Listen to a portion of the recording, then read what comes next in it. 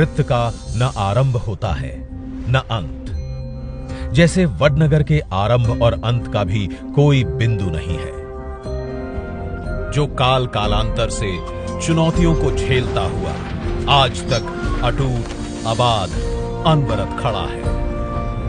इसकी नींव 2500 वर्षों से भी अधिक पुरानी है। सिंधु सरस्वती सभ्यता के बाद महाजनपदों की स्थापना हो रही थी। उसी समय वडनगर जैसे छोटे नगरों की शुरुआत भी हुई थी। उस समय इसका नाम था आनर्तपुर।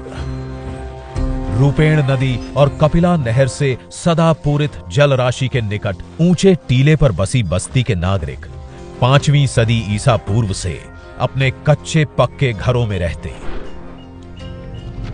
यूनानियों के आने के बाद बक्ट्रियन ग्रीक्स ने इस क्षेत्र को ले लिया। 2री सदी ईसा पूर्व से लेकर 1ली सदी ईसा पश्चात तक यूनानी राज के निशान यहां उनके सिक्कों में दिखते हैं। उस समय यह नगर जाना जाता था आनंदपुर के नाम से। शक संवत यानी प्रथम सदी में क्षत्रप और सातवाहन वंश के बीच इस क्षेत्र के अधिकार को लेकर काफी खींचतान चली। तब यहां पक्की ईंटों का परकोटा पुरानी प्राचीर के ठीक ऊपर बनाया गया और नगर परकोटे की जगह तक बरकरार रही, जिसे प्लम्ब लाइन कहते हैं। 5वीं सदी में क्षत्रप वंश का पतन होने लगा और गुप्त वंश का उदय। फिर 8वीं से 10वीं सदी में गुजरात राष्ट्रकूट, प्रतिहार और चावड़ा शासकों के हाथ चला गया। अब मजबूत सड़कें और विस्तृत परकोटा आनर्तपुर नगर में दिखने लगे।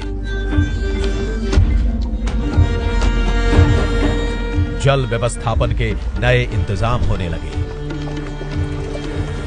10वीं सदी में गुजरात की बागडोर सोलंकी वंश के चालुक्य शासकों ने संभाली। अब वडनगर को एक और नाम मिला, विप्रपुर। तरह तरह के कारखाने इस काल की विशेषता थे। एक साथ मिली धातु पिघलाने ढालने की 8 भट्टियां इसका प्रमाण है। इसी कालखंड में शर्मिष्ठा झील पर घाट, वाव, कुएं, तालाब बनाकर जल व्यवस्था को और सुडौल किया गया और बना कीर्ति तोरण, जो आधुनिक वडनगर की पहचान और शान है। मध्य युग में यहां पर सुल्तानों और मुगलों का शासन रहा। अब वडनगर वृद्धनगर के रूप में भी प्रचलित था।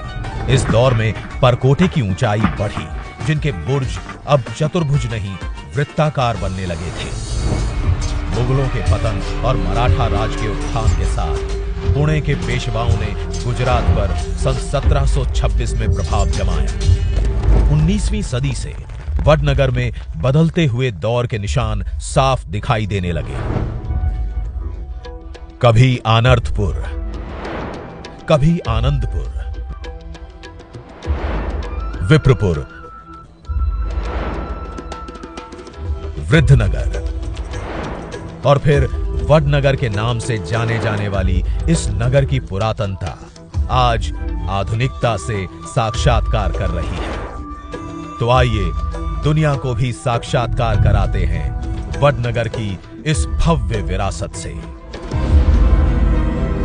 स्वागत है आपका अनंत अनादि वडनगर म्यूजियम में। भारत का सबसे विशाल आर्कियोलॉजी एक्सपीरियंशियल म्यूजियम, वो भी जीवंत एक्सकेवेशन साइट के साथ।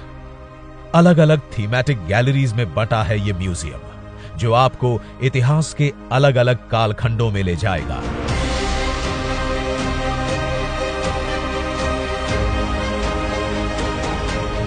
आपका स्वागत होगा ओरिएंटेशन गैलरी से।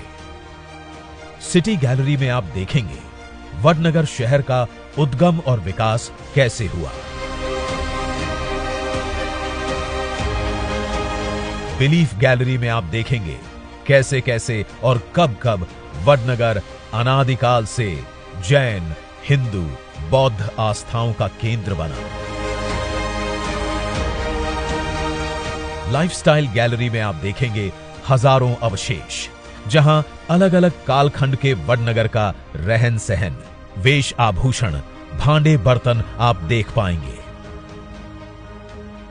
फ्यूचर गैलरी में आप आने वाले जगत की परिकल्पना देख पाएंगे। फिर आपकी आंखें देखेंगी वो दृश्य जो अकल्प्य होगा। एक विशाल एक्सकेवेशन साइट, जहां आप साक्षात देखेंगे एक प्राचीन दीवार जिसे पुरातत्वविदों ने दशकों की अथक मेहनत के बाद धरती के गर्भ से खोज निकाला है। इस दीवार का निर्माण कई कालखंडों की कहानी कहता है। हम देख सकते हैं कि पहले सबसे गहरी परत में मिट्टी की भित्ति है, उसके ऊपर अलग अलग कालखंडों में पकाए गए ईंटों की दीवारें मिलती हैं। अद्भुत डिजाइन और इमर्सिव टेक्नोलॉजी का उदाहरण होगा यह संग्रहालय। पुरातत्व शास्त्र को भी सैल्यूट करने का मन करेगा आपको यहां आकर। हर कोना आपको भारतीय संस्कृति के और निकट ले जाएगा। इतिहास का हर टुकड़ा आपको आपकी जड़ों से जोड़ेगा और नई पीढ़ी को प्रेरित करता रहेगा। अनंत अनादि वडनगर म्यूजियम।